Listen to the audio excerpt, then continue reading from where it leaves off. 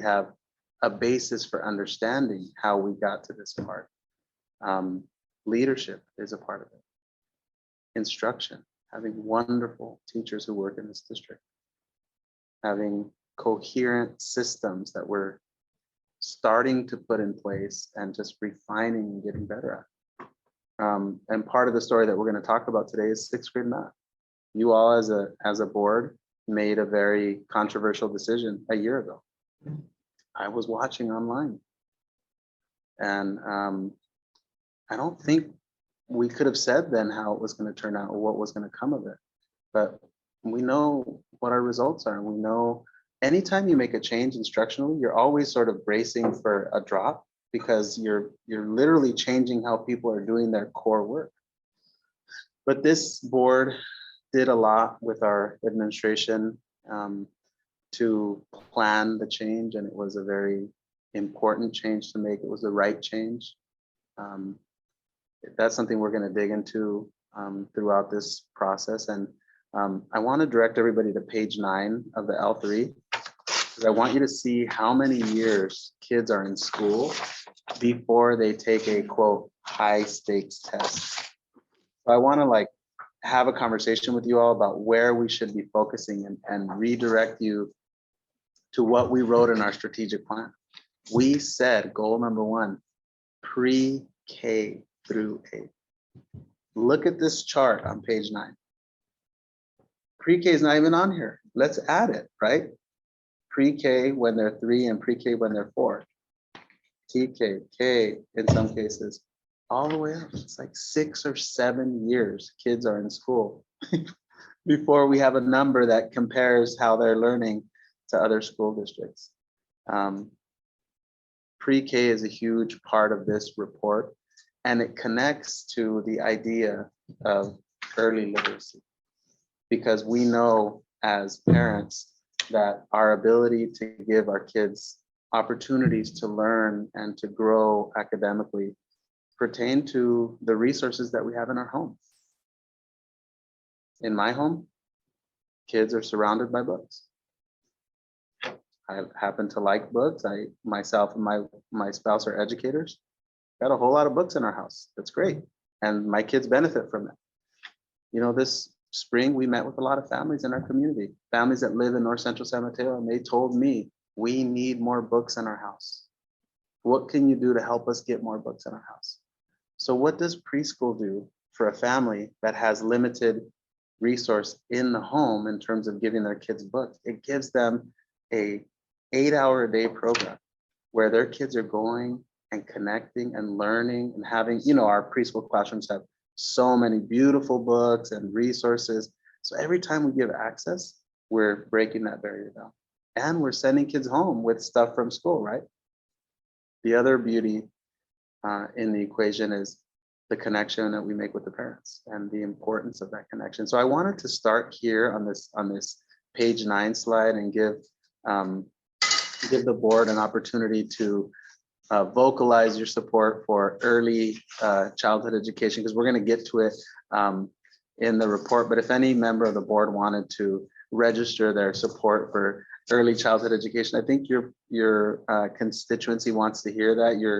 Your administration here definitely wants to hear you, and you know where you fall in terms of the idea of the importance of early childhood education and being data informed before we get to the end of 3rd grade. So I'll just open it up to anybody on board that wants to chime in.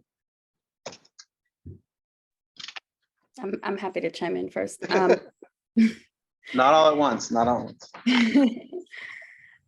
Yeah, I mean, early education and preschool are so important. I think you all have heard me say this so many times, so I'll make it quick. But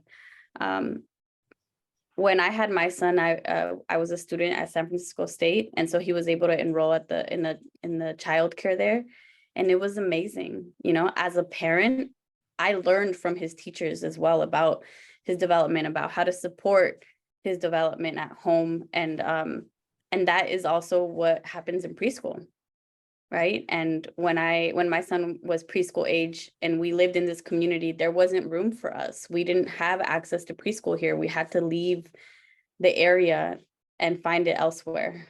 And I'm really committed to making sure that as many families as possible have access to high quality preschool, TK, pre-K to 8th grade education. And I also really believe that, early intervention always makes the biggest impact than waiting until later. I'll just state that, I've always felt, and this is part of the discussion of the strategic plan, that our preschool was always, I wouldn't say it was it wasn't the ugly stepchild, but it was always felt like it was a separate system, right? It had its own funding, it had its own schools, there was stuff that we were trying to do for inclusion in the preschool, but there was always something sort of different. So I'm definitely in favor of obviously amending the chart to have pre-K in here. But it's so important, and I feel like we have a huge opportunity. I mean, based on our discussions in our last meeting, and I think other discussions we've had, we have a real opportunity here, and I feel like it would be really absolutely incredible for us to enhance our pre-K program. The sad part about it, though, is that what you have on this chart is that really you're looking at 1, 2, 3, 4, 5, maybe 6 years before those preschoolers now actually will take the CAS test. So I know it's in here about our other tests that you have in the fall, winter, and spring, but I would love to add those in here too, just to make sure we have measurements and metrics and see how we're doing. But yeah, pre-K is huge. So thank you. It's a natural segue from our last board meeting, right, where we looked at data that was in here as well around just simply having access to a preschool classroom without even taking into account any other factor, just like significantly increases the likelihood that I forget what exactly was measuring, know how to read by 3rd grade. 3rd grade reading.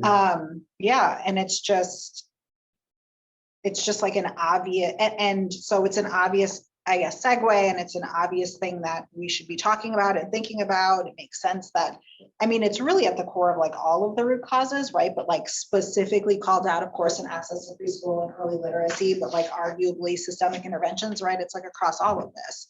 And so it's an important priority. And to your point, it's important to monitor progress on these, right? And I remember when we used to go to site visits pre-COVID, and there was like data informed things happening, but it wasn't systematic, right? It was like some people were doing the data charts, and like we would go to some schools and the F&P scores and the kids' names, and like teachers were talking about it and looking at it all the time, and other places where it wasn't happening as consistently.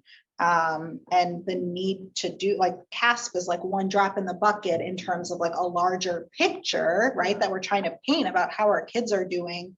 And so, we need to have multiple measures of that. And that's, obviously an important part of this and what's in the strategic plan and what we're already doing, right? And moving towards having those things more systemic. So we're systematic. I will just add that I think, preschool is clearly a differentiator for students. So I think if we're able to remove this barrier and provide preschool for students and lead to better outcomes, I think that's great. I was just thinking, we're a school district, we can't solve all the world's problems, but what we can do is educate students. And so I think if we can get them in earlier and set them up for success, that would be amazing. And you all as a board want us to be really strategic, and you demand that we be efficient. And I'm going to come to you all in a couple of months with a plan to greatly expand our preschools, because it's going to save you millions of dollars. And you're going to be doing the right work earlier on. And it's going to be tied into, this analysis happened in the summer. We were planning this year in January. Like what we're doing here is super important. And we planned this year in January. So you could think of this as an addendum to our plans. And as a system, being able to take new data and integrate it into our plan is really essential. We have our director of curriculum and instruction here, and she's been working with a team of really, really talented elementary school literacy TOSAs. On page 13 and page 14, you see some pretty big graphs showing early literacy, showing basically reading scores for kids in our district. So these are all kids taking reading tests that we gave them. These are not state tests, these are our tests. And this is us scoring those tests and showing you how kids are performing. And to me, it looks kind of the same year after year, like same green, same yellow, same red. I know it's like a little bit different each time, but I'm looking at that, you know, very functionally, like it's kind of the same. It makes me think it's probably the same kids, right? The kid who's not reading in kinder is very likely to also not read in first grade. Our director, Pam Bartfield, is here with us. I'm going to ask her to talk to us a little bit about one of the key strategies we're putting in place this year with the Preventing Academic Failure PATH program. We did a 3-day training this summer, and she's knee deep in this work. So I'm going to ask her from the seats right behind us to join the conversation and chime in off the cuff. I don't like to prepare my team members. Tell us about the PATH work, Pam. Why don't you come to You can come up to the podium come to right the here. podium. Pull up a chair. Yeah. Yeah. Actually, Good thing I am good at ad-libbing. She has a theater background. Yeah, it's my theater I back. didn't know. Yeah, we talk about that all the She time. loves this kind of thing. Thank you. Yeah, knee deep in some amazing work that's happening at every single site, which is always really exciting to say, and every single kindergarten, first and second grade classroom. This year, about over 100 teachers attended our summer training around the PATH for Preventing Academic Failure curriculum. We're just about to start next week the makeup training for teachers who were not able to attend this summer. So, and that's like about 56 more teachers that we're going to be training over the next few weeks. And what's really exciting is the amazing TOSA team, our site principals, our amazing teachers. We're digging into this program, but we're starting with what you see there is the data. So in this moment right now, and over these last few weeks, our TOSA team, to really take some of the lift off the classroom, they've been out there assessing every single K first and second grade student. In kindergarten, our students are being assessed with what we call like an alphabet test. They're showing that if they can yet read the alphabet and write the alphabet. So we call it reading and spelling. They're hearing the sounds, they're writing the sounds. And it's not an expectation that every kindergartner comes in knowing that, because that's what we're going to be doing in kindergarten. In first and second grade, the assessment's called the test for single word reading. And that test is, I mean, everyone's blown away when they're getting the data back, because what that test is, it has over 200, maybe 250 words. And what students are doing is the teachers giving them the words and they're reading. And what we figure out is, are they able to decode the word, or are they able to read it automatically? Because strong readers, and what we want for every single one of our second graders when they leave our program, is they are able to decode automatically. And so this assessment is giving us exactly what skill they have or that they're missing in order to kind of place them in the PATH sequence. So that's what we're doing right now. And we just had a meeting yesterday with the Sunnybray team and our PATH trainers, myself, and we looked at their data and we're placing the kids in the sequence, and teachers will be getting started. It's really exciting. Pam and I had a conversation earlier today, and it was impromptu, but she said, you know, this is the part of the year where it's like our team is telling us, our teachers and principals telling us, this is really hard. Mhm. Like, it's new, but like, this is really difficult, guys. It's difficult to try something new. It's difficult to shift practice. We're going to talk a whole lot more about math and the shifts that we made, and you have some awesome math TOSAs and coordinators here. We're going to walk us through that. And what Pam and I had a conversation about was to say, tell us what that means to you. Help me understand what it means to be struggling with this right now, because the focus on the administrative side is to support the PATH program and to support our classroom teachers. So our team knows the engagement with our staff is to find out and understand where they're coming from so we can get into those classrooms and support. And we have a whole infrastructure to do it. And this is how a change process gets off the ground. And we're going to hear stories about that from our 6th grade math experience that we had here. And Pam is certainly needs to be commended for the awesome work that she and her team of colleagues have done to get us to this point. On page 13 and 14 of the report, you can see how third grade reading correlates to third grade state ELA and state math scores. So it really looks like kind of the same actually. And page 14 and 15 and 16 start to show you like samples of the state test. It shows you what happens when someone exceeds standards, like how often they also meet or exceed standards in math, and then how few kids have like excellent reading skills but don't demonstrate that in math. It's like 2 out of 421. So I think we sort of, from our perspective, we've unlocked what it means to be reading at or above grade level and how that impacts your overall school success. And I think probably most of us would have thought that, like, you know, it doesn't take sort of, you know, sort of like incredible data analysis to do it, but you're seeing the percentages here. We are showing you the data. It's not just our opinion or our assumption. It's really data driven. And at page 17 takes you into our findings and our analysis of those findings, which is that if you begin behind, you remain behind. And that's what we want to interrupt. Think about what Pam just said. Kids are already being assessed. Like, we don't want to wait 3 months to figure out who's struggling. We want to know the third week of school. We want to know as soon as possible so that our instruction during regular time, not after school or on the weekends or in the summer, so that our in-class instruction can really transform.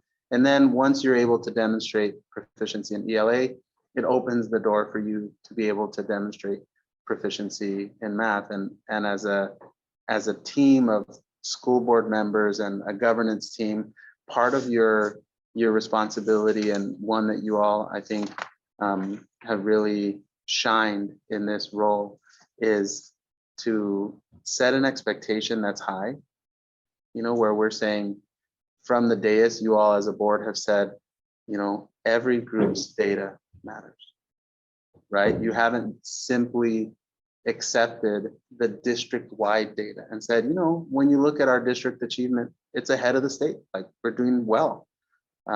You've said, no, how is this group of students doing? There's, you know, from a data analysis standpoint, we can look at about 25 different groups of students. So there's always going to be sort of a capacity of which ones that in any one given conversation you can focus on. But I want to turn it back to the board and give you all an opportunity to share any impressions about the early literacy data, what you're seeing here, the begin behind, remain behind, and then reading in third. You can do it in math in third grade as well. What's your, just this as members of the governance team, you know, what does that mean to you? What does it suggest to you about the continued work for the district? And I just turn it over to anybody on the board.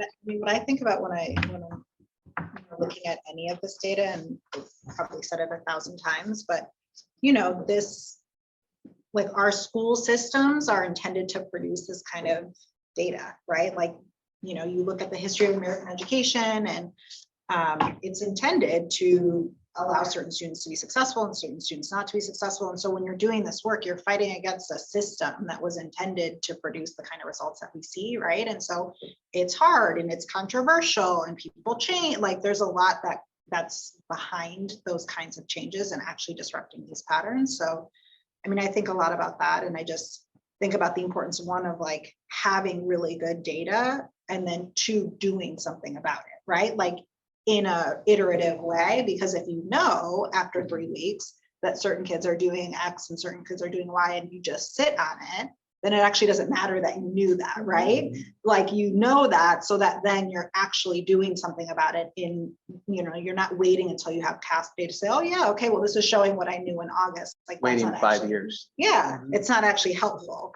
So I mean, I think that's like, I know that those are the conversations that are happening, but you know, that's what yeah. Yeah. I think you put it really well. Knowing it and doing something with it are not the same thing. On page 19, we shift into early childhood education or preschool. What our analysis is in this area is our preschool program is making a huge difference when access is provided to kids. But there just simply isn't enough of it to go around. As a result of the data analysis that we did pertaining to early literacy, we said, well, let's find out what it means when we start to find kids in preschool. And one of the hard things in education is your information lives in a lot of different places. So our state test scores come from an external place. Our internal test scores, we're actually like typing them into the computer to enter internal test scores into a different place. Our enrollment for middle school is in a different place than our enrollment for preschool. So a lot of school districts will actually just sort of stop. They won't try to take data from different places. And that's not something we do. We really say, show me the spreadsheet, give me the spreadsheet. And then myself and Kyla and Kyla, our new coordinator of assessment, research and evaluation, very, very talented in this regard.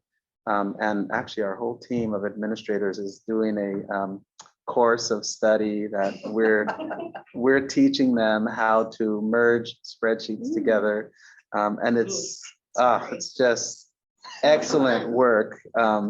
It's really fun, super exciting. But we're basically take information that we want and we start piecing it together. That's how we ended up here. So we said, let's pull our 2018, 2019 preschool data. So those are kids who 18 and 19 were 3 years old and 4 years old. So in 1920, they're 4 and 5. In 2021, they're 5 and 6. In 21, 22, they're 6 and 7. And then figure out where they're reading at that time. So actually go and create a through line between where they were when they were 3 and 4 and connecting it to where they are as 6 and 7 year olds. And that's the data you're looking at. It's on page 23. It's one of my more, like, I'm just really proud of this data. Like, this just makes me very joyful. I feel very like, you could look at this and be like very concerned. And there's certainly a reason to be concerned. As a board, you all just really gravitate to the concern a lot.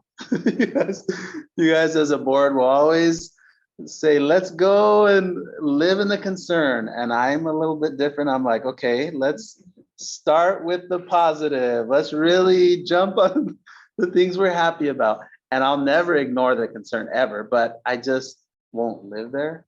So I'm not going to do that in this page either, which is when kids in our community arrive to school and their parents have some economic means, they're doing very well in our school, and we should be super proud of that. We should feel really happy that so many kids whose parents are above the federal income guidelines, their kids are doing really, really well in our schools. And that's the reading data that you're seeing, that first row that says all non-socioeconomically disadvantaged students. The second is the data for kids who qualify for the California State Preschool Program. If you remember the income levels, we 50,000 for a family of 3, 75,000 for a family of 4, et cetera, et cetera. And it does change every year, kind of goes up and down according to the consumer price index. And what you're seeing is when we give them access to preschool, that achievement gap just gets really manageable. We're like, I can work with a 14% achievement gap. Now, our third grade achievement gap is huge. It's close to 40%. So you can see what happens over time when you don't address it.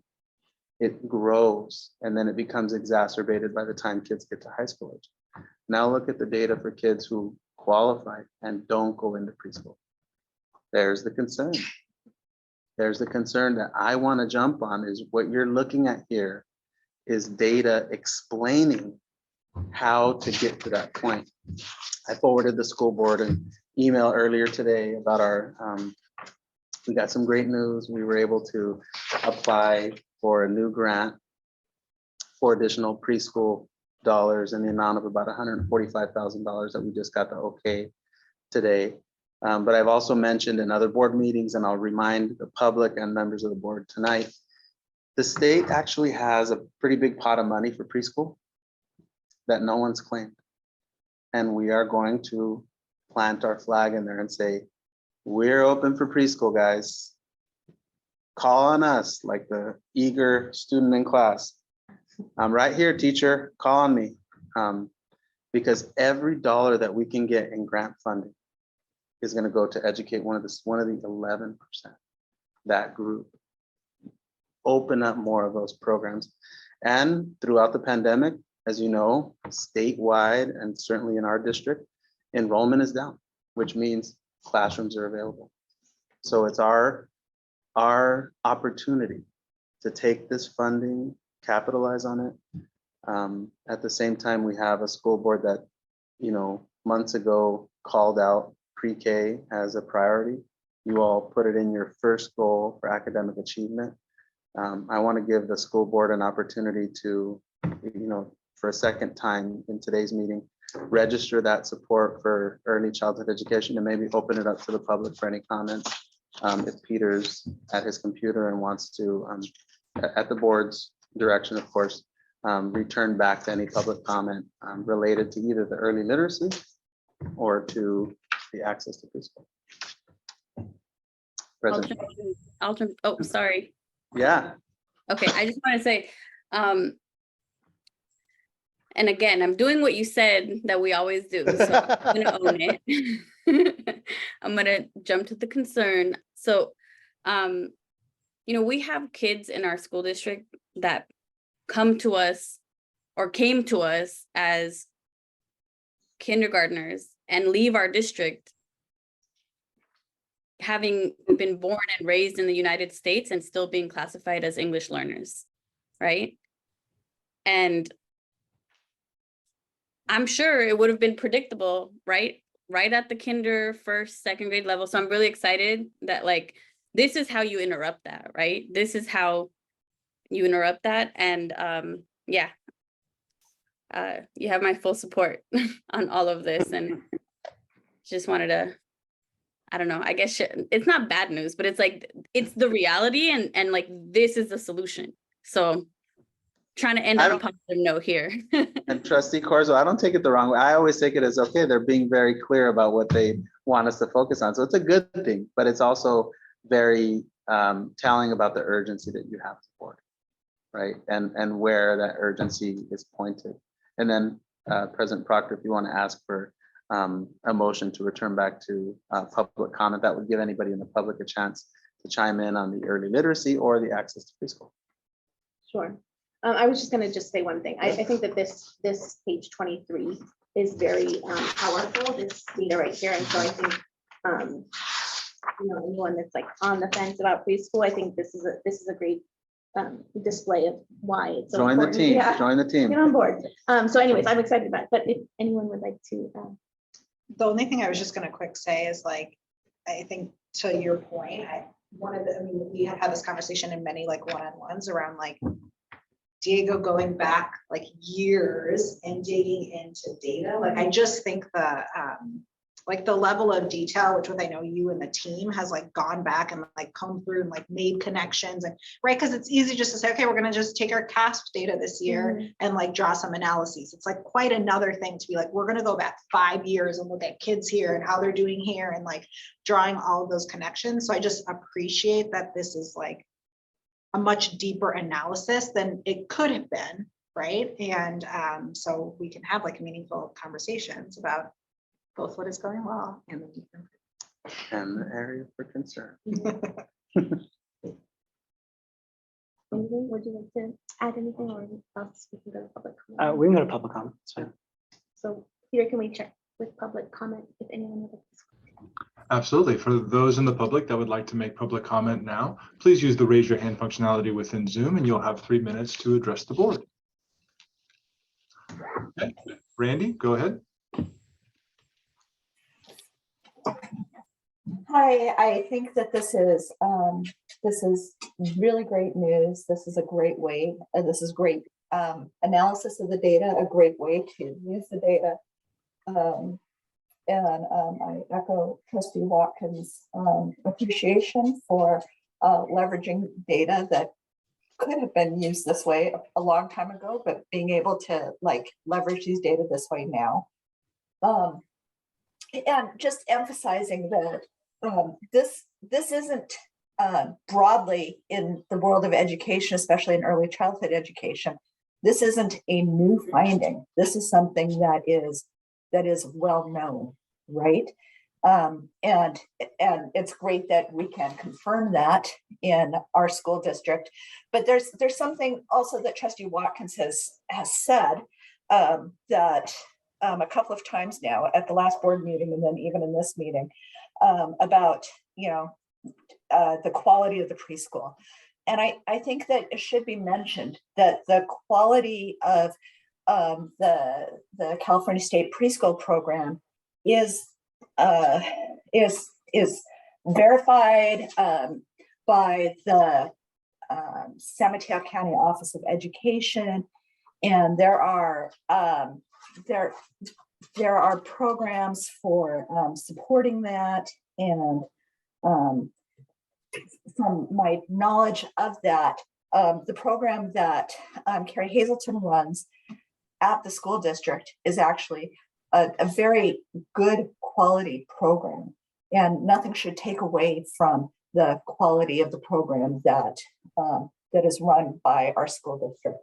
And so, folks may be able to afford something that's more name brand, but I think that we shouldn't take away from what is offered at our schools. Thank you. Thank you, Randy. Okay, President Proctor, we have no other hands for, oh, we have one. Sorry, Pablo, go ahead.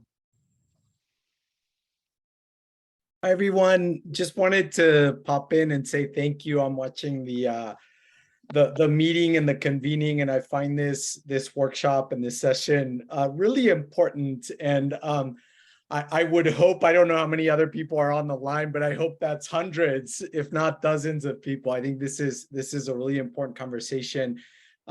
I am kind of feverishly trying to read through the L3 report and can't say that I fully have digested it or understand it. But what one of the trustees highlighted page 23, and I agree that statistic or that page in particular really pops out.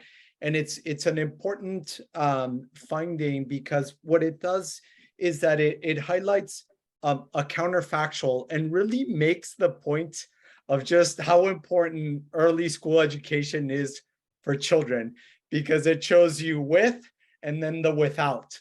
And that's a really, really important, in statistics, you might call it natural experiment. It's really, really important. So Superintendent, if you're trying to tell that story, lean on page 23, because I think that's the way to go. That's all I wanted to share. Also, one very quick question. I think there was a New York Times article referenced earlier in the meeting. I'd love to know what the title of that article was, and for what reason it really caught your attention, particularly in terms of how the results there were different from what we've seen in our district these last 2 years. Thank you. Pandemic erased 2 decades of progress in math and reading is the name of the article. We were all competing to. I just let you guys posted have it. it. It's like, Yeah, a couple of things. Yes, to what Randy Painter chimed in on. The rating scale she's referring to is known as QRIS. I met with the San Mateo County Office of Ed consultant for QRIS to forecast that we're likely to greatly expand our program, and that we want to enlist them in continuing to support us build quality programs. At the same time, we have a strategic plan that we want to layer over our preschool program expansion that's going to happen. And we have wonderful math TOSAs that are here with us tonight. We implemented a series of interventions last year, one of which was a math boost program. And if you recall, when I was hired, we had just adopted an LCAP that had a plan to divvy out funds to each school site. And at the time I was working with David, he and I knew each other for about 15 minutes. So it was kind of an awkward meeting. And I said, David, I'm just really worried about having tutoring happen and not having sort of a solidified district-wide system. So we agreed, hey, let's meet with our principals. Let's encourage them to let us at the district build the tutoring program. He has some amazing math TOSAs. Let's get them in a room together, you know, see what kind of magic comes from that. A couple of them are here tonight. I want to invite Amy, Burke, and Laura Evans to come up to the podium and talk to the school board and to the public a little bit about how, as a team of teachers and with David's and Pam and Kenyatta's collaboration, how they created the Math Boost program, you know, what it was and what was it about how they created it that got us to where we are. Right up your alley.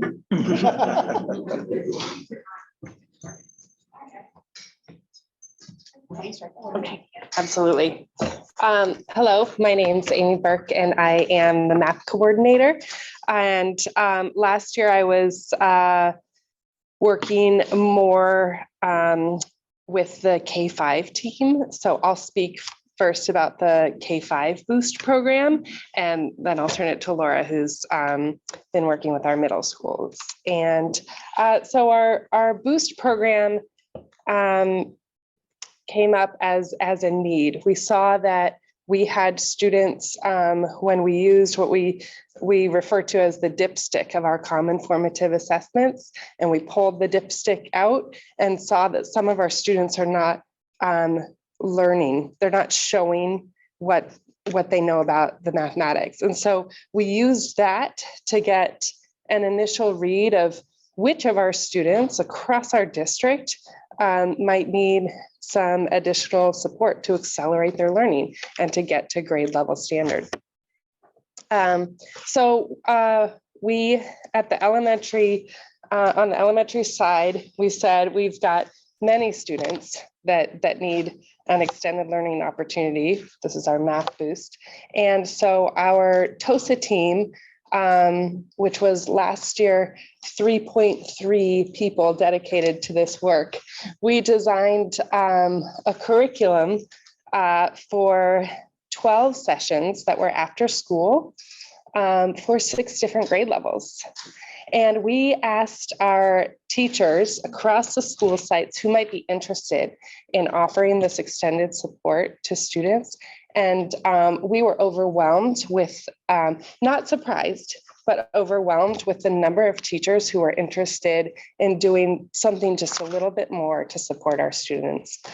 So in the fall, we did a bit of sort of looking back in terms of content. And we said, oh, you know, in each grade level, there may be something from the previous school year that we want to make sure is really strong before we work on this grade level content. And we built, again, 6 different sort of curricula and supported over in the fall, gosh, I think it was maybe close to 100 educators to do this work with our students. And we, you know, it was a lot of work. It was done pretty quickly. And we felt like we were making an impact, but we wanted to do better for our second round, which we did in the spring. In the spring, we again had a similar process of using our dipstick of our common formative assessment to gather, you know, a set of students. We took that set of students and shared it to sites and asked for teachers and administrators and counselors to help sort of cull that list for which students might really, you know, benefit from the program. And we changed the way that we designed the curriculum a bit. What we did in the spring was we did a little more front loading for the content that was upcoming in the spring. And we also changed the way that we were able to support from the TOSA side, we were able to support each of the educators who were with our K-5 students. We actually had weekly PD sessions. They were done virtually so that our teachers could come virtually from all across the district for an hour a week we split up by grade level so that the teachers could, within those settings, share how things were going. We could do the activities that were upcoming in the next week together, so that there was just a bit more support for the program. And we heard from teachers that not only did those sessions feel more successful in the room, but that we saw changes in behavior for those students in their math block as well in the classroom. Yeah.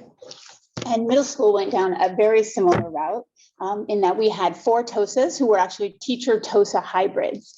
So when these TOSAs led out these boost programs at each site, it wasn't just the TOSA stepping in, but many times it was their actual teacher giving them extra support. We were able to recruit in our other 6th grade teachers to come in and give us help. And so these students not only felt like they were getting extra help, they were getting extra attention from their classroom teacher. We as well started by looking at previous learning, trying to fill some holes. And then after doing 3 hours for a month, for our second session, we were able to think about, well, what else can we do to support students? Early data showed us that students were starting to change their mindset. They saw themselves as learners in the classroom. They also started contributing more in the classroom. And on the data, pre to post, they were showing growth. So when our second round came along, we continued to ask, what else do they still need? But then how do we prepare them to be strong leaders in the classroom? So we started teaching more parallel to what they were doing. And what we found was this tier 2 support was actually helping them access tier 1 instruction better. But well, you know, if your student can access tier 1 instruction, that is going to be the goal that moves them forward. So how do we use our boost this year, moving into even more grade levels, to be able to say, how do we support students to fill in holes while also accessing tier 1 instruction every single day? And again, we were able to see some really good data, both with mindset shifts and with teachers expressing that their students were working in their classroom, raising their hands, going to the board. I'm even thinking about a student who I got to see last year, who's now my student this year in 7th grade, and she is constantly raising her hand, saying ideas, asking questions, and she wasn't doing that at the beginning of last year. And of course, the data also looked really good, so we're excited to keep it going.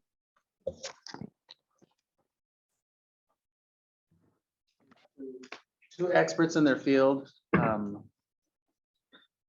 veterans who, you know, those of us that have been in education a long time, we can get real cynical because we've seen it come and go. We've seen the pendulums go back and forth. And I want to commend the 2 of them and all their colleagues in those math classrooms where we walked in and saw incredible teaching happening in our 6th grade classrooms last year, and certainly throughout the district, just awesome teaching that we saw. But, you know, these folks did something completely different. Math Boost did not exist in 1819 or 1718 or before.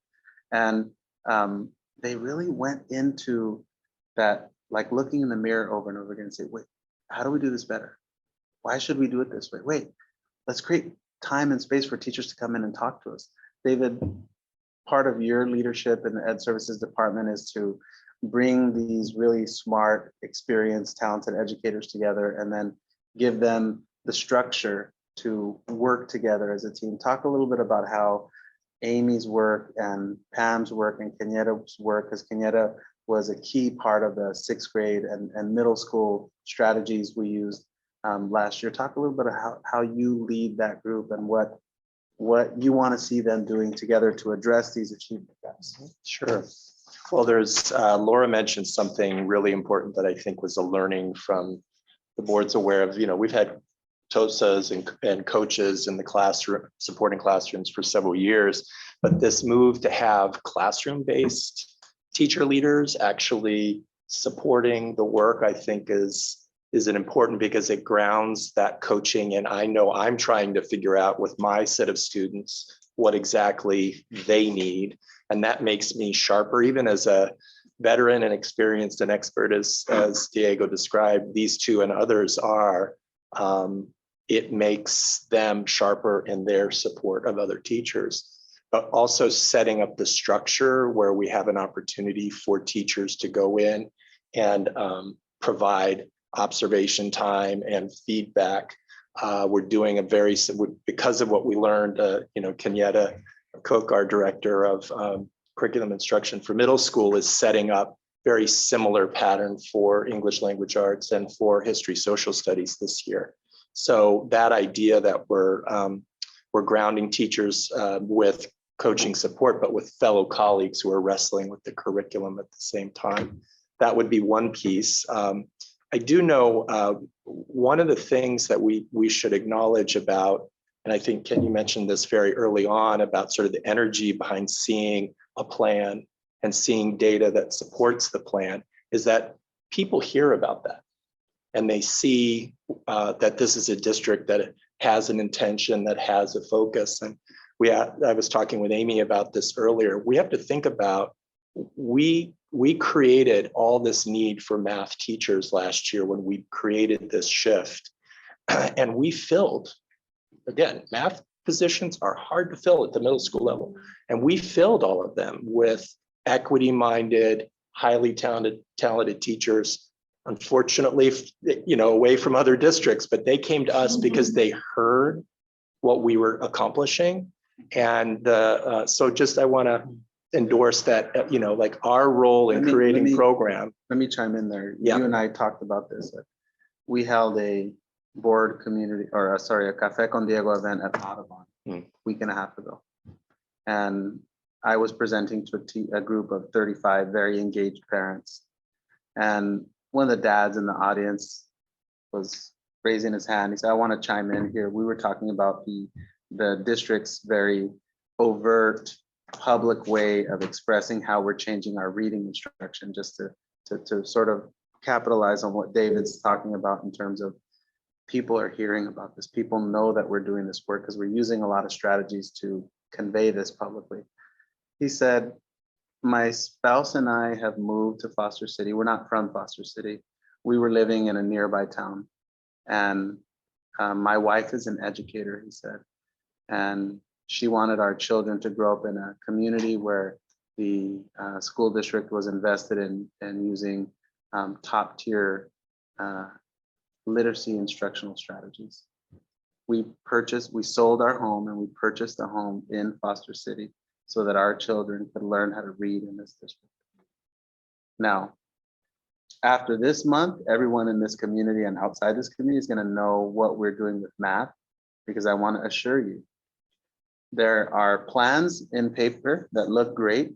Every district on paper is doing the Common Core, is doing the top. Go to our classrooms. Go watch the classrooms that Laura and Amy and their colleagues are doing. They are learning math, and you folks on the board saw, we went into those classrooms together. I don't remember if you recall the classroom we saw at Abbott where the teacher brought the kids up to the room and each one gave a different explanation that was like, I was getting teary-eyed watching this happen.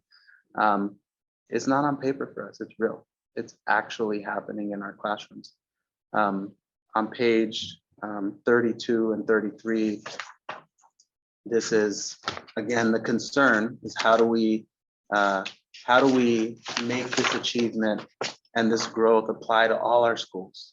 And then on page 33, we reference the over-identification of Latinx students in special education.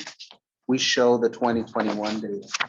We specifically highlight the way that Hispanic students, Latinx students are over-identified in special education, and we're creating a nexus between their over-identification and how, as a system, we have to have pre-K through 8th grade systemic interventions. What Amy talked about and Laura talked about is we created math boost programs, grade level by grade level for every school. So the kids at Oral, we're doing what the kids at Audubon had, and the kids at, and here's what we do as a district. We don't simply implement a program.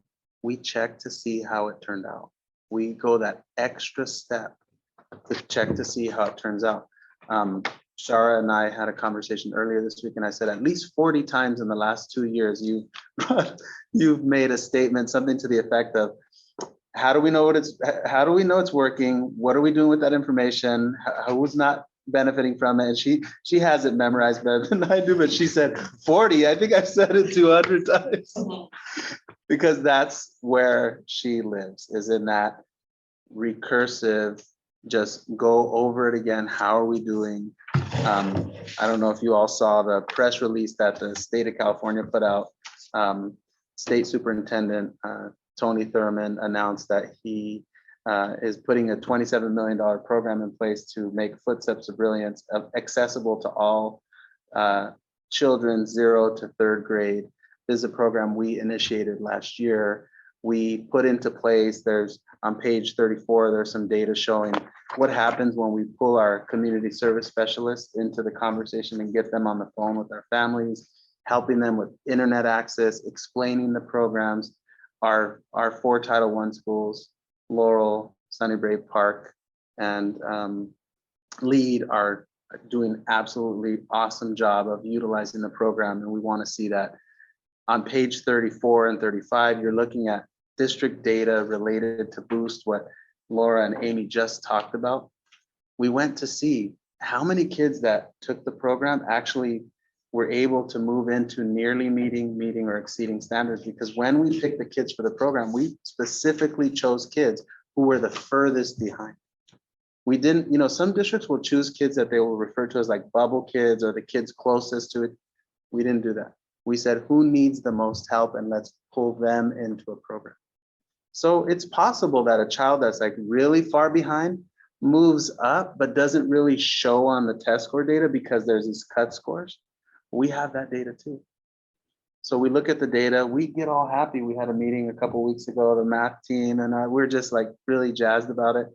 And then we go, we need to know of the 178 kids who didn't improve, didn't show that nearly meeting or exceeding. And we start looking at income, ethnicity, home language. And what we land on is on page 35. This on page 35 is really detailed data analysis. So what we've done is we've said, all right, who took a test for us last September that didn't do well? That's how you got into math. You took the first internal test and really struggled on it. Okay, 8 months later, how did they do on the state test? Okay, a year ago, how did those kids do on the state English language test? So we're taking 3 different pieces of data and we're going like this. We're folding them together, and what we found is astonishing.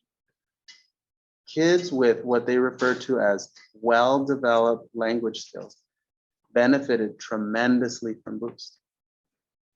Kids with what is referred to as moderately developed language skills, many of them did okay, but you see the group start to grow of those that didn't have that bump into the next category. And then kids with somewhat or minimally developed language skills had almost no evidence that they pushed into those next groups. So what does that make us do? Is it's like now as a team, we can think about how to create lessons that take this into account. So it's not about celebrating or not celebrating. It's about looking at your data and challenging yourself to do even better than what, like, I'm happy when I look at this. I'm really happy. But next year I want to see this get even better. And that's what this is about. That's what this whole L3, the math boost, the math coaching, because this is system-wide. This is 3 through 8, right? Actually, kinder through 8.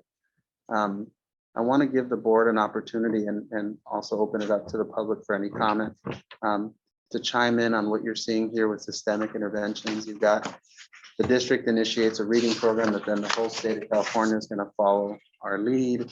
You've got math boost programs that are just exploding. They're successful. We know why it didn't work for certain kids. Now it's working.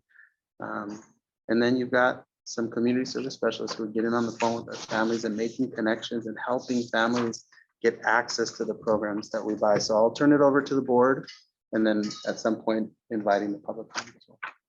Yeah, I was just gonna say, I think when Pam came up, you talked about that it's hard, teachers say that it's hard to do something new and to see this math boost program, which, you know, obviously didn't just come out of nowhere. It took a lot of work, but to see that you could see in the data that it helps students, you could see in the classroom, you could see in the students themselves that this is something that they really benefited from, and to then want to make it better and see how can we expand it, or how can we meet some of these or address some of these other challenges. It's really inspiring to see, and I think that I'll go back to, like, it's a little bit easier sitting here and just saying, well, we want this to happen, we want, achievement to go by this, but to then see it be implemented and knowing that it's hard, and it's hard for students too. It's really nice to see. And I think that, we can't get comfortable with just how things are. We have to continue to challenge everybody.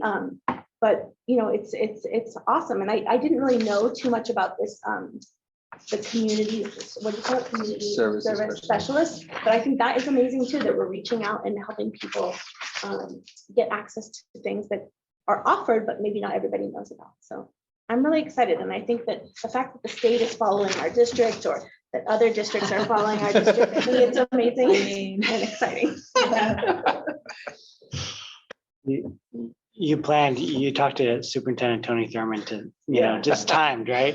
So that press release went out and you're like, yeah, he's one of our people that are, you see, it's very well timed, right? Yeah. I'll just make the comment, like, so like I said at the beginning, there's so many things that have gone in my head round and round after I digested this report. But one of the things one way I'm gonna say right now is that it's great to see when we have a plan, right? And there's a plan, and we've talked about the early literacy. And I talked about how, like, 5-6 years, we won't really see that data till 5-6 years later when they take the CASP. And that's great. And I think we can address the student achievement or the gap there. But it's sort of like, well, everyone's asking, well, what about our kids now, right? And this is what it's really showing, that we're not just saying, oh, we're going to do everything, we're just like forget about all of our kids that are currently in school. No, we're doing a whole bunch of things now. And I think that's what's really relevant. And so I'm really excited. So, yeah. Trustee Corzo. I just wanted to tee you up in case you wanted to. Yeah, thank you. Yeah, I'm really excited as well. I'll keep it short. I feel like we're almost running out of time, and I want to make sure we get to everything. So. No, I mean, I think that's a really good point around just that, it's like a multi-pronged approach in terms of, like, how do you set up these systems and structures to prevent the kind of data that we see now? And then what do you do to address what's happening now? And yeah, I mean, like you said, I mean, I remember when I joined the board, and it's nobody that's here now, which I can say it. But I remember being told, like, I asked a question about, like, LCAP interventions and, like, how do we know if it's working? And the response was something to the effect of, like, oh, we can't measure that because and so we can, right? Like, we're doing that now and we need to. And I'm just, like, deeply grateful that this is the kind of work that we're doing.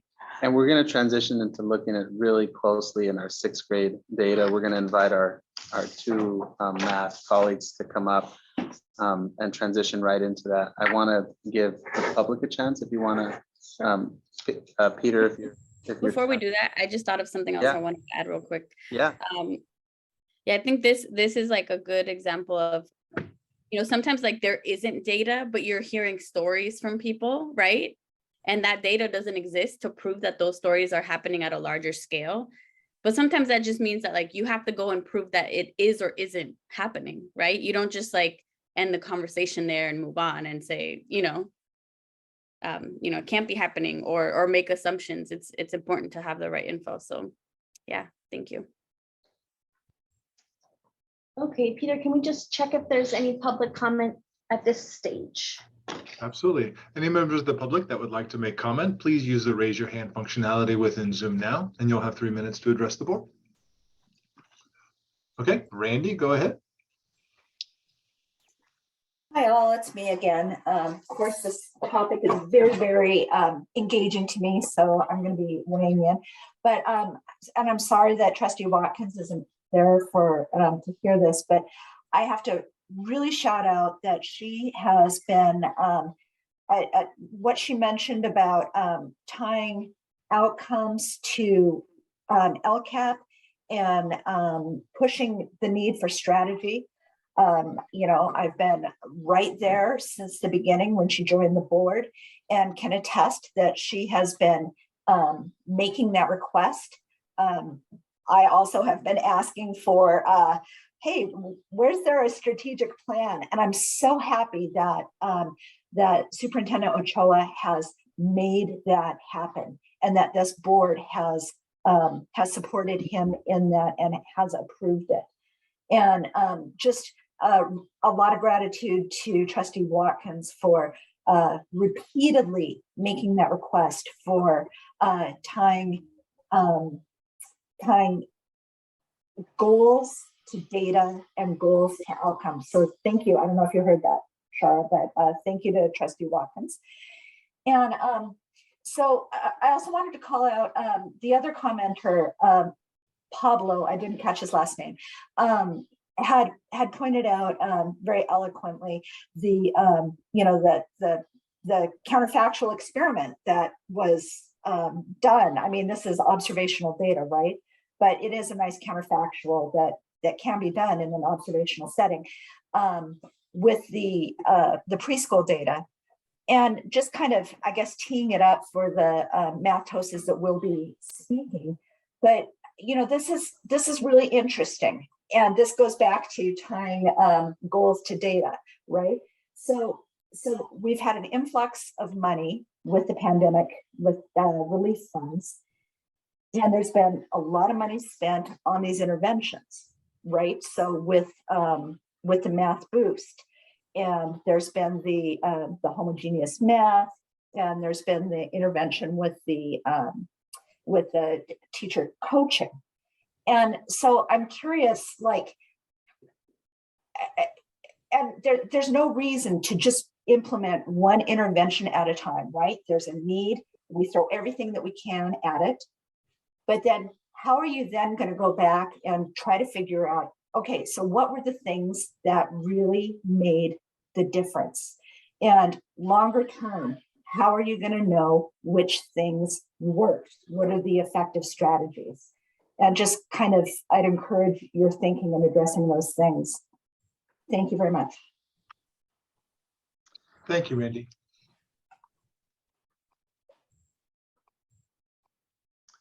Any other commenters, Peter? There are no other hands for public comment. Part of our data analysis, and I want to commend our coordinator of assessment, research, and evaluation, Kyla Jimenez. I said, hey, let's go back to 2018-19, but not on the preschool side. I said, let's go back on the like the school age, third grade piece of it, and check to see who was in our district in 2018-19 and was in third grade. Because what I wanted to try to find out was how many of those kids left the district. Okay, so what happens is, in a school district such as ours, when students are achieving well, the likelihood that students who are in third grade and achieving well leave our district within a span of 3 years, it's actually pretty small. It's not a very common thing. You get like a 5th to 6th grade dip, but it's a predictable dip. What we found was, because of the pandemic, over 400 kids from that third grade class left the district, right? We all knew about this, your neighbors, some of your friends, and they fell into different categories. I'm leaving for a private, I'm leaving for online, I'm moving out of San Mateo and Foster City. So a variety of different moves. But I think that there was a sentiment, and I certainly heard it at the many public engagements that I was at, parents saying, a lot of really wonderful kids who score really high on exams and who are top-notch students left the district for other schools, for private schools, for parochial schools. So what I'm sharing with you is something that is a very common topic of discussion at our engagements with parents. Now, here's the thing. When that happened, our test score should have gone down. That should have really tanked our test scores, because there are a lot of communities where the ability to leave is minimal. Like, you don't have the economic resources to choose to go to a private or parochial. So where there may have been learning loss, it tended to be more people moving out. Here, it was people, a significant number of families just choosing a different option. What you're going to hear in just a minute from our two math specialists and from our assistant superintendent and certainly from our director of curriculum, Kenyetta. She's going to chime in on the changes we've made to our middle school block schedule. But what you're going to hear is what the story is about how we changed math instruction. Because you all, how can I say this? You all held your hand over the fire publicly for several months. I watched you on YouTube and the meetings and the calls, and and you all had a passion for it, and there was a commitment to it because it was tough. It was not easy to make the decision you all made to engage in homogeneous math classrooms, which was a controversy that stirred up a lot of feelings of, wait, we're losing ground. Kids are gonna do worse. The system's is gonna cave in. Things are gonna go bad. And we have some results that are telling different stories. So I want to invite our math coordinator and our teacher on special assignment for math again, to come up to the podium and talk to us about their experience last year in being at the forefront of that sort of, I think you referred to it as like in classroom, but also coaching, like I think you said hybrid. I try not to say that because of the COVID implications. So I always try to stay away from that word, but you used it, so I'll repeat it. I want to invite the two of you up, talk about the changes in our math program at 6th grade and how it was more than just changing the name of the class.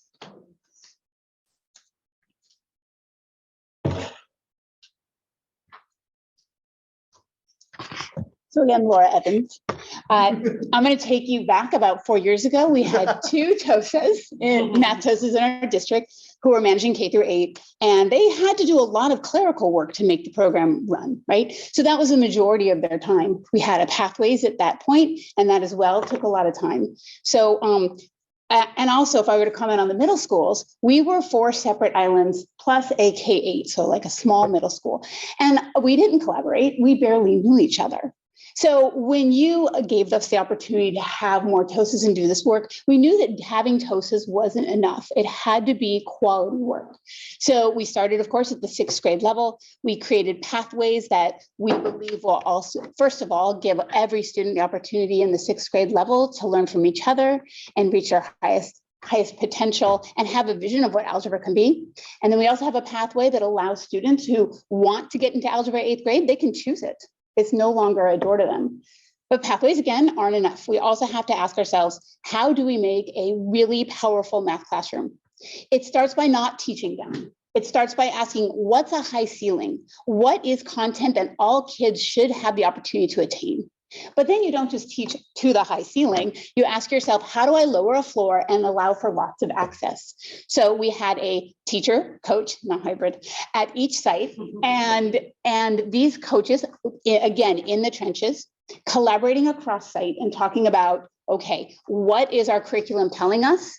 And then how do we make it make more sense to our students in our classrooms? We worked together across site. We curated out lessons with slides and desmoses that were modified to fit our kids better, shared those back, teachers used those, and we coached those teachers in those rooms.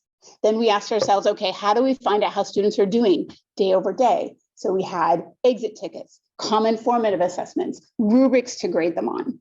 And we continued to collaborate on how is it going? What else do we need? What do we need to try next?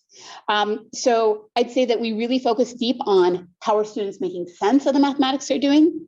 How are they talking and having a voice in the classroom? So there's lots of discourse, lots of using both social and academic language. And of course, what is the data telling us about who needs what next? And how do we keep saying, this is where you're going? Okay, so how are we going to help you get there? Okay, sure. Thank you. So it makes sense for Laura to always speak first because for so many reasons, but I'll just also state, like, she has been leading this work for many, many years. It started before 4 years ago with Laura really thinking about how are our students here in San Mateo-Foster City doing, and what can we do to improve those outcomes? And let's go earlier, and let's go sooner, and let's come in sideways, and let's make sure that we are sharing our belief in our students, that every student can access the mathematics of their grade level and go beyond.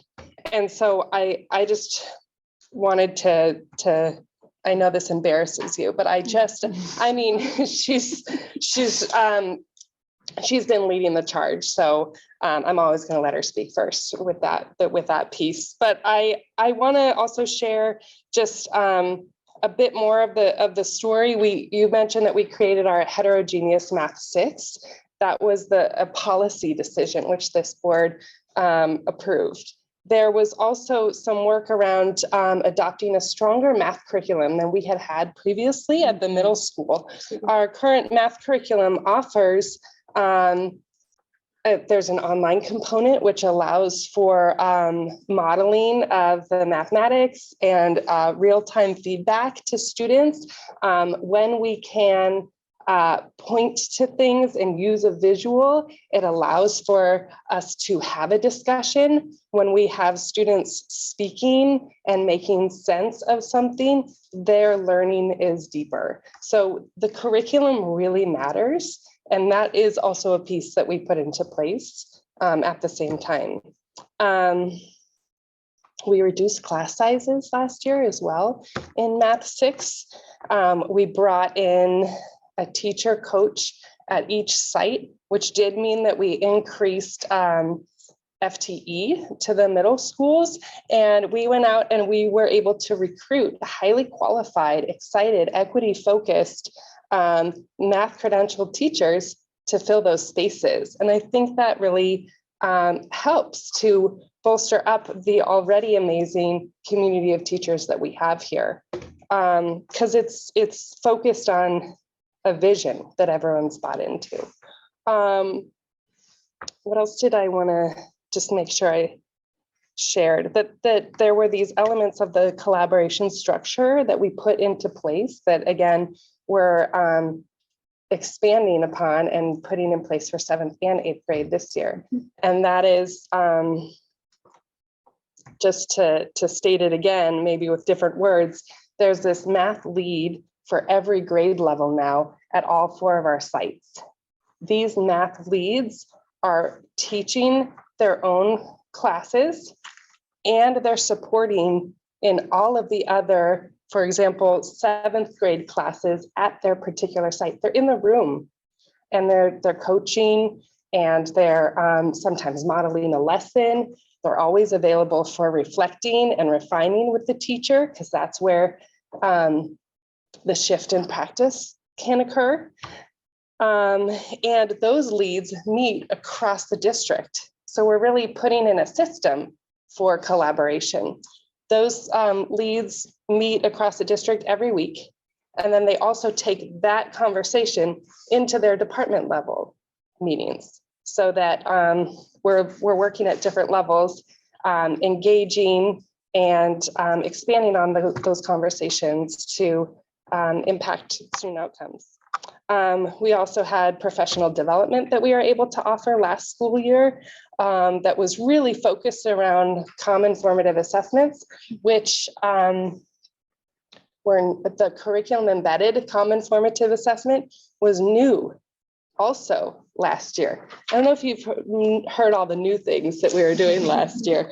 We were very busy, but you know, we brought teams of teachers together, and Laura and our colleagues were facilitating dialogue around student work, not even the data that we see here, but the current classroom student work. And that's where we, as educators, we learn the most about our students. What are we seeing from their written performance? What are we hearing when we're in the classroom? What are all those pieces of assessment that we're gathering? And then what are we doing with it? And we really tried to support that with our professional development last year. Okay. Our Director of Curriculum and Instruction for Middle Schools, Kenyatta Cook. I'm going to ask her to come up. As you all know, she was the illustrious former principal of Burrell Middle School. Kenyatta has been leading the charge over the last year with our block scheduling. She helped to facilitate and coordinate this summer's professional development that I think, I don't know, close to 100 middle school educators attended. Can you talk to the board and to the public a little bit about the idea behind the benefit that you're going to get from that block and as it pertains to? Sure, and Diego loves how I love to just come up here and talk impromptu. So thank you, Diego, really for the opportunity to chat with the board tonight. So very excited about the block schedule and what we've put in place this year in keeping with our new theme. You all know that this is a new piece for us in the middle schools in our first year of implementation. And one of the things that's really important in my mind when you think about implementing anything new, whether it's curriculum or something like block, is how do you know it's going well? So what do you have in place? What structures do you have in place to inform you how it's going? And then how are you able to get timely feedback about that so you're able to make adjustments to support teachers? So this is an adaptive shift, right? So anytime there's an adaptive shift happening, it means that it's going to require making mistakes, learning from them, being willing to take risks, leaning into a lot of collaboration with your colleagues, and really being okay with not getting it right at the gate. So although we've provided PD and all that, we have to continue to do it throughout the year. And that's one thing I'm super excited about. One of the structures we have in place to gauge that and know how things are going is that we have a content lead teacher group. And they actually convened and met for the first time yesterday. And I'm looking over here because we have a member in that group that met with myself and our consultants yesterday to first hear from all 4 schools. How's it going? So we have content leads from every single school. They were able to share that out in breakout groups. And then they came back to the whole group to share not only the spotlights, but what are the areas of need are we seeing early on? So that when we plan our PD for the 30th of September, it's very specific and targeted to the concerns we're hearing and what's going on. Happy to share, we heard way more positive than concerned. And I just kind of finished typing up some notes around that. Some of the common themes teachers are saying, able to go deeper. We knew that they would have that opportunity, but really feeling that they can do that and get to kids and build those meaningful connections and build community, having time for the content and the community building. Middle school principals chatted together as a group last week, and we talked specifically about block and how will we know how things are going. And that means us as a team going in and having walkthroughs happen at each of our schools and doing those together as a team and being really clear about what areas are we looking for and what are some of those shifts that we're expecting. Not choosing a laundry list, just some small couple of tangible focused things that teachers can really grapple with to show that they're making the shift to teaching effectively in the 85-minute period. So we've identified those things and started those conversations, and very excited to start our first walkthrough, which is going to be at Burrell. So yeah, I had to go in my mind and think about it, but yes, so lots of good stuff happening, and I'm really excited about the teachers who are leaning into the leadership work around this to give us timely feedback throughout the year so that we're able to make sure we're addressing needs. So thank you, Diego. Thank you. We have for the board tonight and for the community, I went back to the March 2021 PowerPoint that you all received. What's on the new 6th grade math pathways strategy slide is what you were shown a little bit over a year ago. So this is what your educators, your team, I wasn't on the team yet, but Dr. Rosas leading the way with with David and his team, presented to you all and presented to the community. And look what it says here.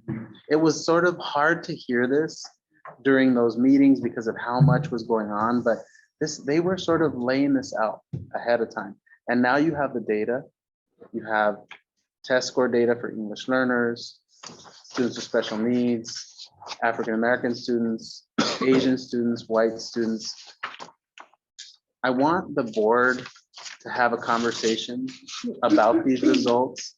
When you look at these results, what does it say to you? What do you think about when you look at results like the ones that you're looking at? And with that, I'll turn it over to the board.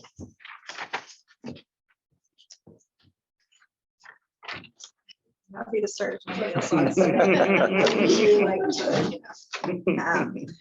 No, I mean, I think, one of the things I was thinking about as we were just having this conversation is, thinking back to those meetings when we were making this decision and, all of the conversations that happened. And I remember, one of the things I remember is, I thought of it when you were talking about somebody moving into our district, that we had people literally say, like, if you make this decision, the property values in this district are gonna go down. Yeah. Everyone's gonna move away. I mean, not everyone, right? That's an exaggeration, but like people are gonna, People will which leave. they did, People leave. which they did. And who knows if it's a result of this, but like, and the data is going to suffer. Kids are going to suffer at all ends of the spectrum, right? Like the kids you're trying to support aren't going to do well. The kids that are doing well in math aren't going to do well. And like, this is the opposite of that, right?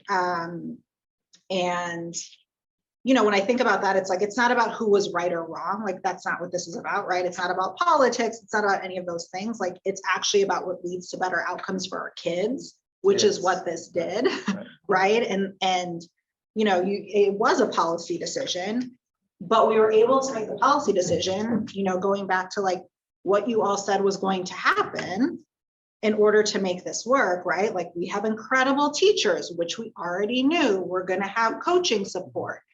We're going to have professional development. We're going to do like all of the systems that you all talked about putting in place.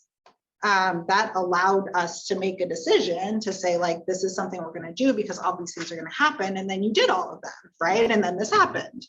So thank you for, doing all of the things that you said you were going to do so that we got the results that we did, right? You all did. This isn't, you guys did all of this. And when I think about like all the things that you guys shared in terms of things that are doing, like kind of to the same thing about preschool and early education, right? Like, this isn't revolutionary that these are the things that move practice and change outcomes. But what is different is that like very few places do these things systematically and rigorously, right? Like you said, they talk about them or they write about how they're going to do them, and maybe they do some of them, they definitely don't monitor them. And like, so you don't see the kinds of results that we, that we're seeing. And, the other thing is like, we also got to see all this in action, right? Like, we went into 6th grade math classrooms last year and, when you see, you walk into a classroom and can see when like rigorous, like collaborative, critical thinking is happening in a classroom. And when you walk into a classroom where that's not happening, and we see both classrooms in our district every time we go on a site visit, right?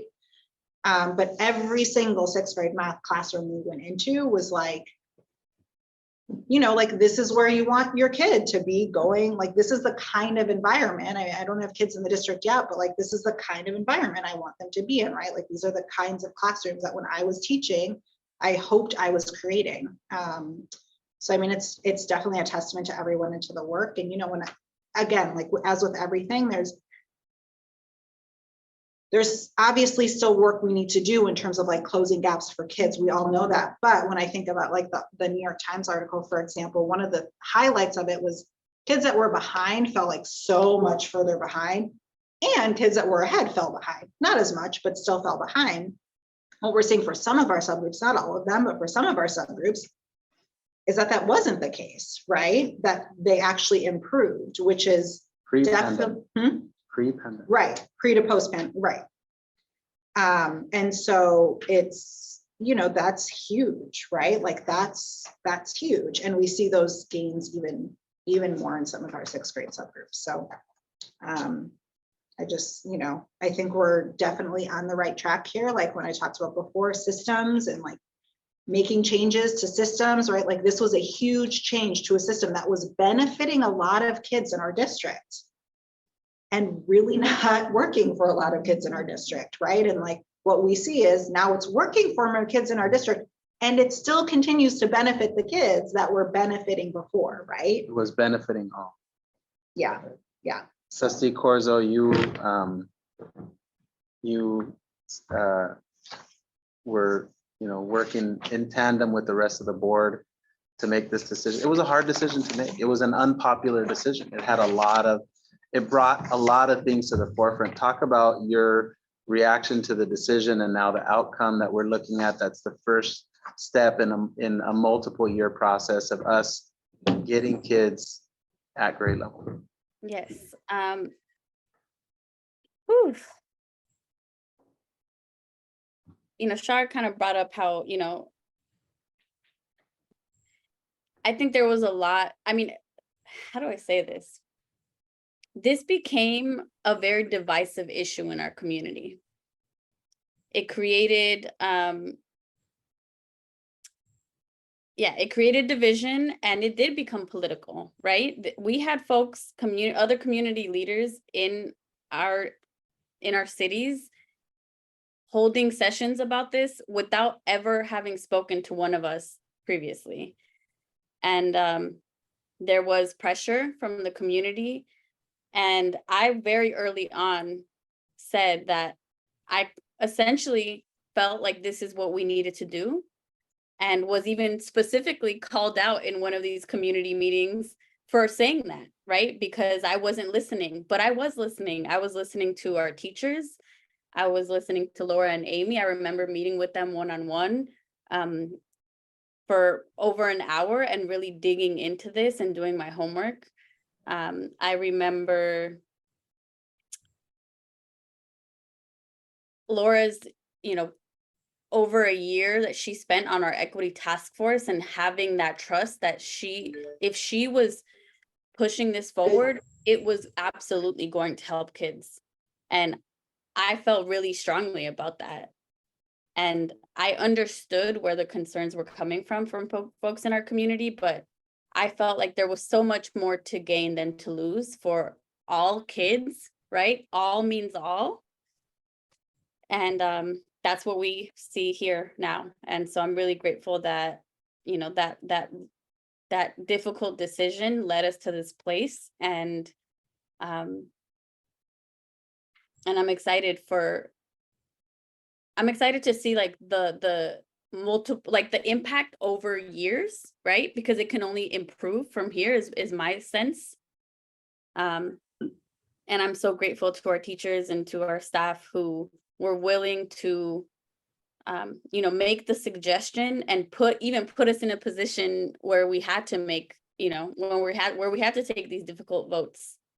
And I'm proud of the work that you all have done, and I'm so excited for the kids in the classrooms who are getting to do this. And my son's a 6th grader now, and he loves math. And yeah. Thank you, Noelia. Trustee Chen. It was, I think, in December of last year, we had our first internal scores back. We presented to the board, and I remember laughing off camera. Trustee Chen said, "So, how many kids are going to get into algebra in 2 years?" He said, "Well, we kind of put something together, but from the very beginning, Ken, you were sort of on this idea of, yes, we're going to do this with 6th grade math, and yes, it's for all the right reasons, and kids, and all means all, and equity. But you were also saying, where are we going to get in 2 years?" So talk a little bit about why that was important to you and what you still want to see down the road with, with last year's 6th graders who would become next year's 8th graders with their algebra. I'll just say that was a really hard meeting. I know that most of us, I think, were in the room at the time we're watching. That was a hard meeting. At what, like midnight 3:24 to a.m. 1 in the morning or whatever it was. Something like it was felt that- like yeah, that. that was, It's like, we weren't still meeting until 3 then. no, that was a very hard meeting. I would, there's so many things, again, like there's so many things that go around in my head on this. And it was it was difficult. I mean, I know Allison, I mean, you and I both had sixth graders or incoming sixth graders at the time. So it definitely impacted us in different ways. And it was hard to think about making a decision that's going to affect, not only, our kids, but all of our kids and how we're fundamentally doing things differently in math. And I forgot about the politics in some ways. I mean, it's true. No, I mean, there was pressure that we were getting from people from all over the place who don't know about our district or don't know anything about what was going on, and didn't ask us. And we did have people move. I had some really good friends. My son's friends all left the district, not all of them. I mean, they left the district for various reasons. I mean, a lot of them went to religious schools and other things. So it's fine. But that was hard. It was hard. So But you've always been on this idea of algebra. yeah, so I mean, but one thing I was going to think about is like, we talked about this and you think about how you make change, right? And you hear about how you move the needle, and you think about, everyone talks about moving the needle and how do you move the needle? And we as a district, you can move the needle a little bit incrementally, but how do you make those big moves, right? And sometimes it's on a decision that was really controversial like this one. How do you really move the needle?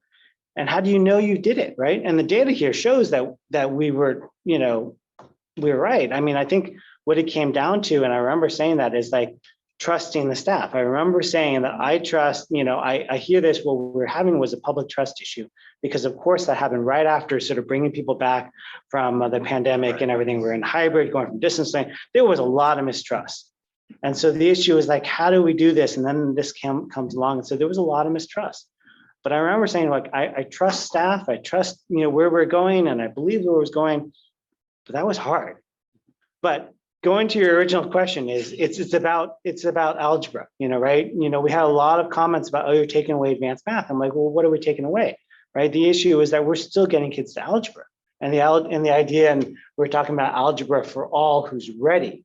I think Burlingame, I remember, had an algebra for all, but it wasn't really, there's some students that really aren't ready for algebra. And so we shifted. David, I'm sorry, I remember you saying it clearly, it's algebra for all who's ready. And so the idea, and I, we're talking about math. So you run the numbers. What we had only 22% because of compacted math get into algebra. And we had heard stories after stories of people who wanted to get in, who wasn't in compacted math, tried to test in, and they couldn't test in.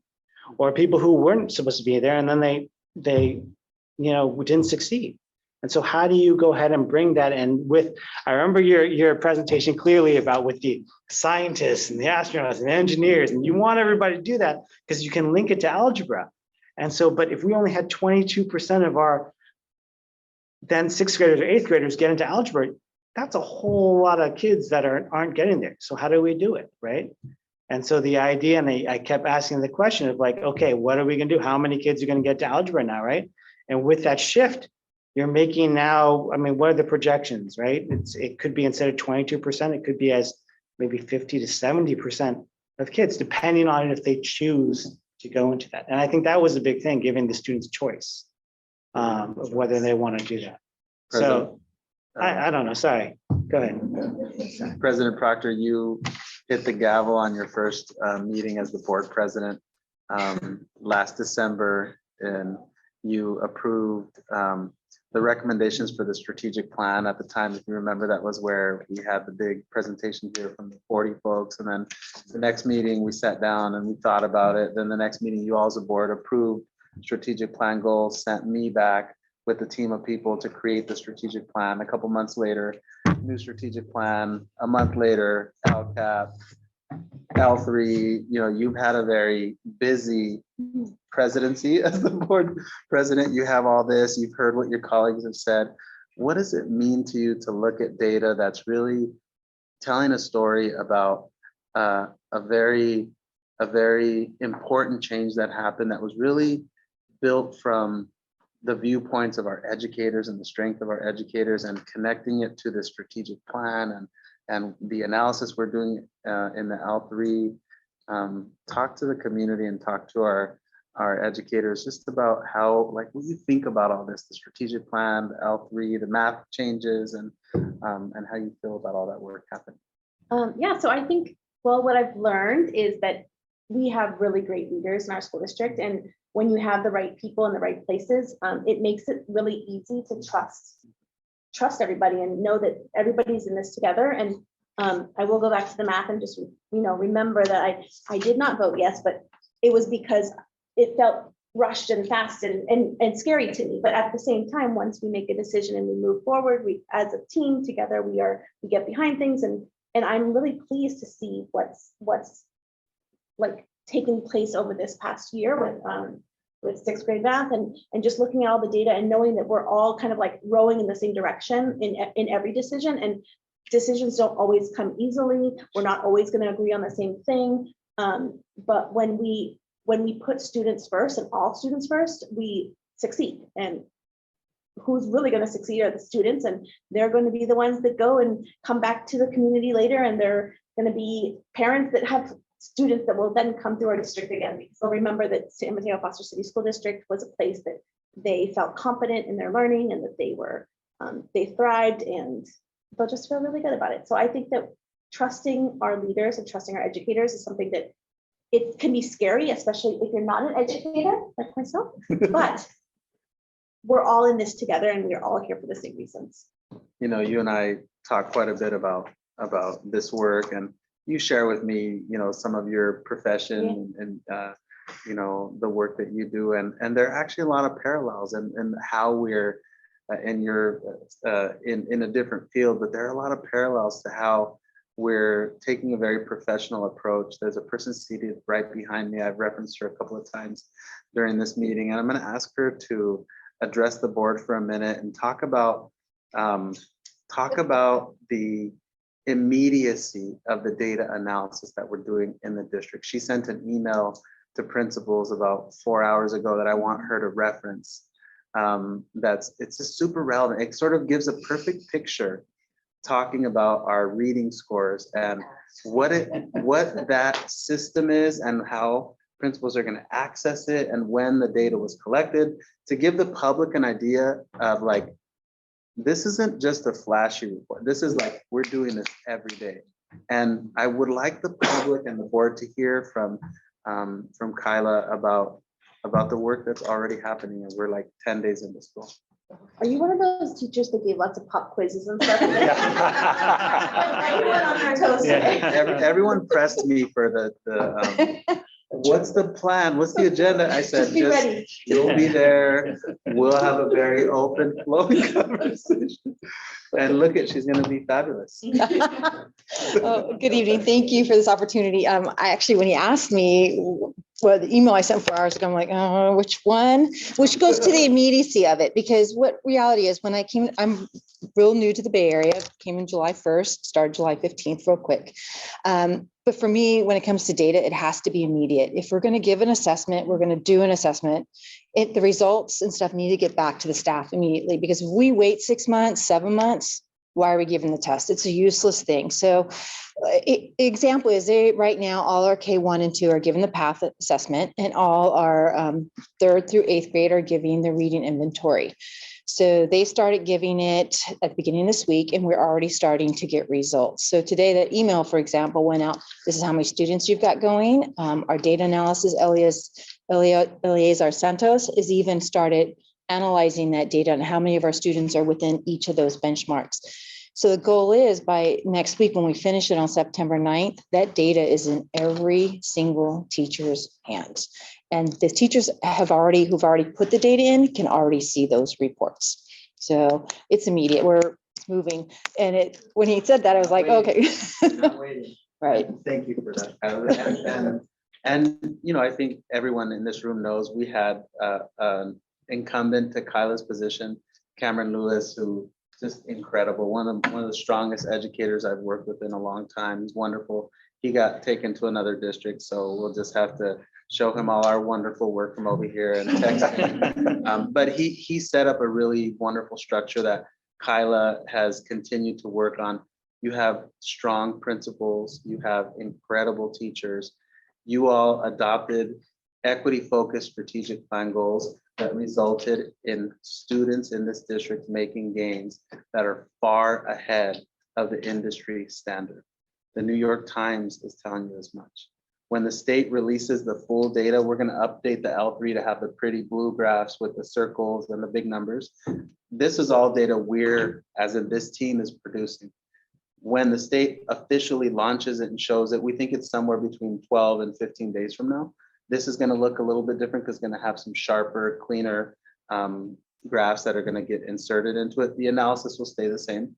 But you have some wonderful people working in this district, and we are delivering on a plan you all set in place.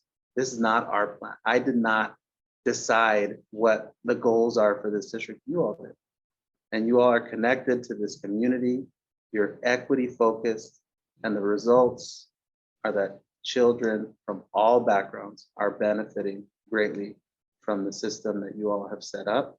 And you managed to do it in a culture where the people that work here feel like you respect them and you care about them. And the families in this district feel like this district's working on my behalf. This district is trying to meet me where I am. And with that, I'll turn it back over to President Proctor to get us all closed out. Okay, well, we can motion. I think today's another really good study session. Yeah. Motion to adjourn. Second. Okay, thank you, Trustee Chin and Trustee Watkins. Trustee Watkins. Yes. Okay. Trustee Chin. Yes. Trustee Corzo. Yes. Oh, yes, as well. Adjourned at 7:39. Thank you. Thank you, Peter. Thank you.